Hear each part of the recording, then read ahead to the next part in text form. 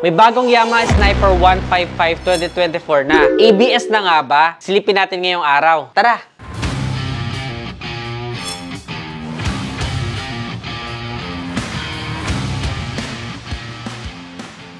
Kamakailan nga netizens ay tinatatad palagi tayo sa comment section na i-review daw natin yung Sniper 155 dahil meron na nga daw ABS version. Nito nga lamang linggo ay namamasyal-masyal ako at nakita ko nga itong pinakabagong Yamaha Sniper 155. Akala ko ay kulay lang yung naiba sa kanya pero nung tinitigan ko at nilapitan ko, meron nang kakaiba sa kanya dahil meron akong parang nakitang M-shape na cut doon sa may bandang uluhan niya. Para siyang extra ventilations that will help both aesthetically and somehow pwede natin masabi na sa aerodynamics na din. Aside doon ay talaga nag-stand out yung bagong kulay na ito. Dahil kalalapag nga lang nito mula sa truck ay wala pa talaga available na official specifications. Pero yung kulay niya sa personal netizens ay napakaganda ng pagka-glossy. May pagka-metallic at ibang-iba yung pagka-blue nito compared sa mga iba pang Yamaha units na na-review natin before. May pagka-aqua yung pagka-blue niya. Hindi siya completely cyan. Hindi rin siya racing blue kagaya ng previous Sniper. Sobrang nag-stand out din yung kulay apoy na mga mugs niya netizens. Para siyang may pagka-fiery orange yung datingan. Doon naman sa kanyang decals ay parang pang-racing siya. Pero ibang-iba na talaga yung atake nila sa isang to. Black yung combination ng decals niya at white naman yung fonts doon sa Sniper na nakasulat sa gilid na parang naputol at dumugtong sa other part of the fairings. Sobrang seamless ng pagkakalagay nila dito. May diasil din tayo na font at nakalagay din yung 6-speed transmission niya. At napag-alaman ko nga netizens na itong color blue na Sniper 155 na to, somehow iba na yung looks niya compared din sa previous one, ay standard version pa lang ito. Meaning to say, ay meron pa siyang R version. At nang makita ko nga doon sa ibang mga nag-post na sa Facebook nila, ay meron sa ibang branches nung pinaka-aabangan natin na ABS version. Pero hindi itong colorway na ito, kundi yung kulay black na variant which is may indicator na doon na nakalagay ay 155R at yung kanyang racing blue variant. Pero yung confirm pa lang talaga na namataan na dito sa Pinas ay yung kulay black niya na variant netizens. Dahil doon sa front fender niya ay nakasulat na talaga na ABS na po siya. So, sasabay na talaga ito, lalong-lalo na may bagong labas na kalaban niya sa competitor, ay siguradong matutuwa yung mga Sniper fan dyan na netizens natin. Naka-dual pot caliper yung R version nito with single disc brake and ABS sa unahan, habang sa likuran naman ay naka-single pot caliper na disc brake din yung braking system niya. Para naman sa standard ay naka-disc brake pa rin naman, both harap at likod, pero parehas lang na naka-single pot caliper. Isa pa rin sa maganda sa Sniper netizens ay yung tinatawag na VVA or Variable Valve Actuation na kung saan mamamaximize mo talaga yung torque sa arangkada at talagang dumudulo pagdating sa high speed. Idagdag mo pa dyan na mayroon itong assist and sleeper clutch para sa mas smooth na gearing transition, especially if we are downshifting. Sa seat height naman ay 795mm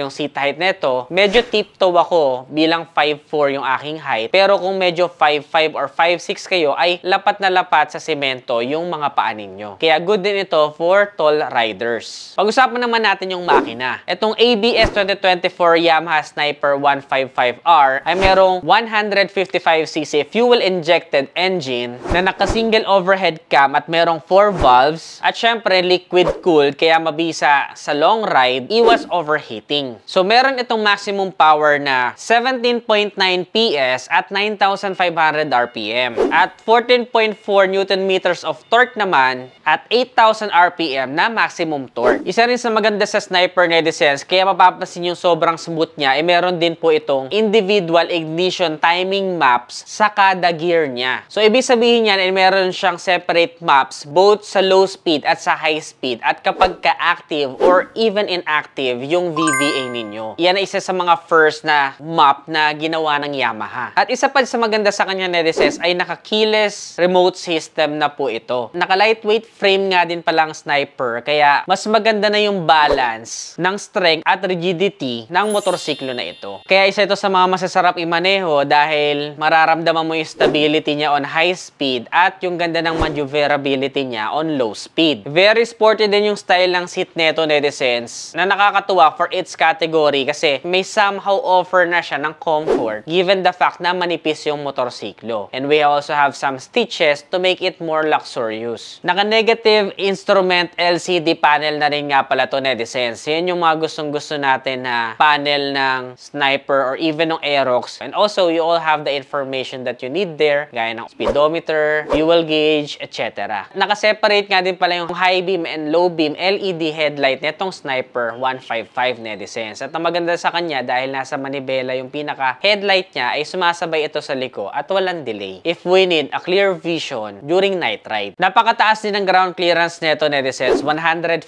mm.